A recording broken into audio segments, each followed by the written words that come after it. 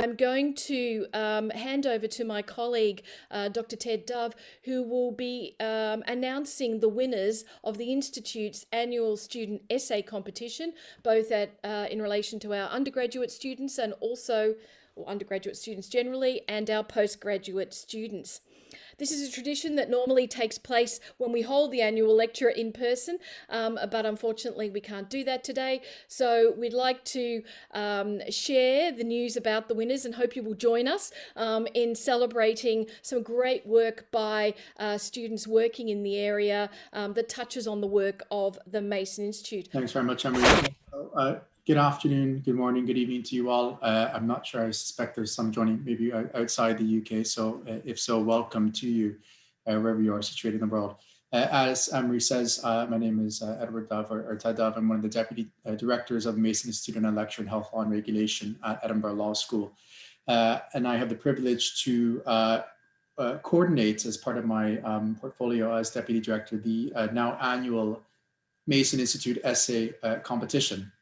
It started last year. Unfortunately, it also, the winners were announced springtime last year, just as the pandemic was beginning. So this is now a tradition as well of having virtual announcements of winners, but one hopes that in 2022, we can in fact have a face-to-face announcement of the winners. But as Emery says, what we wanted to do 2 years ago when we launched this was to establish an opportunity for students at both undergraduate and postgraduate levels to submit work that they think is high caliber and that is deserving of recognition within the broad scope of the Mason Institute, and therefore essays that fall within bioethics, fall within law, fall within life sciences, and all the various sorts of issues that it raises. So linkages of medicine, life sciences, ethics, and law. And we've had two categories for that competition, the undergraduate category and the postgraduate category, encompassing both master's and PhD students.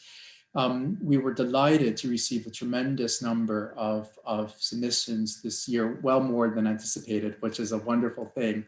So it made the work of the Mason Institute essay competition panel quite busy in the month of April, but as I say, in a very good way. So without further ado, I'm very delighted to announce the winners of both categories as well as the runners-up. So the undergraduate winner is Katy Felton, who's an honors LLB student, and she submitted an essay on the ABC and St. George's Healthcare NHS Trust case. So for those of you who are familiar with medical law in the UK, you know that that is a tremendously groundbreaking case about duties of care owed by healthcare professionals to genetic relatives, particularly in the context of risk disclosure in terms of information that could have implications for the healthcare of connected others beyond the patient. So Katy's essay we thought was fantastic and deserving of the undergraduate prize. So many congratulations to you, Katy.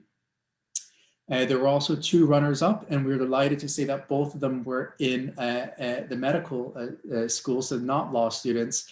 And that's Heather McAdam with her essay on how psychiatry as a profession is represented in the film A Girl Interrupted, an analysis of the role of institutionalization in mental illness.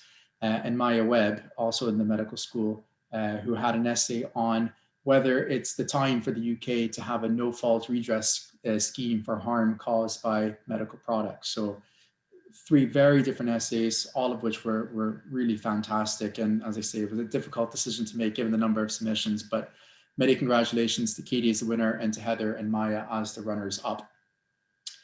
In the postgraduate category, also a number of submissions from various schools and in different programs, again, beyond law, which was wonderful to see, given that many of us are in the law school. So it was not an easy decision to make for the panel, but we thought one essay in particular really stood out, and that was the essay from Nance, who is a PhD student in the Wellcome funded One Health Models of Disease, Science, Ethics, and Society program. And her winning essay was entitled Answering the Real Question of COVID-19 Challenge Trials. Are researchers authorized to intentionally expose research participants to a dangerous pathogen? Of course, a very timely essay question to consider as the UK is beginning to institute challenge trials for COVID-19. Again, though, given the number of submissions and the difficult decisions to be made, there were also 2 other excellent essays that really stood out in the panel's view. And so we want to recognize 2 runners-up in the postgraduate category. The first being Matt Jordan, who is in law, who wrote an essay on an allocation of scarce acute care resources should priority be given to those predicted to have the highest quality of life upon recovery. And his essay was very interdisciplinary and took in all sorts of different perspectives, including health economics, which is not an easy feat. So many congratulations to you, Matt. And then finally, Eva Vandevelde, who's in law, who wrote an essay on the scope of the right to reproductive autonomy in light of access to reproductive technologies. So needless to say, a broad array of topics submitted in the essay competition this year. Many thanks to all students at both undergraduate and postgraduate levels who submitted their essays. The more the merrier always. And we, as I say, can only hope that next year in springtime, Northern Hemisphere springtime 2022, we can announce the winners in person back at Edinburgh University. So thanks. That's it for me. Anne-Marie, back over to you. Many thanks, Ted, and many congratulations to, firstly, all the students that submitted to the competition. It was a fantastic array of topics and essays and effort that you put into those products, those essays, and we're extremely grateful that you thought to submit them to the competition. And so you should all be commended in that regard. Unfortunately, there are some winners, and we do congratulate them as well today. Again, a very interesting array and mix of topics, and often quite an interdisciplinary focus to them, which was just wonderful to see, particularly given the aims and remit of the Mason Institute. So many thanks for that.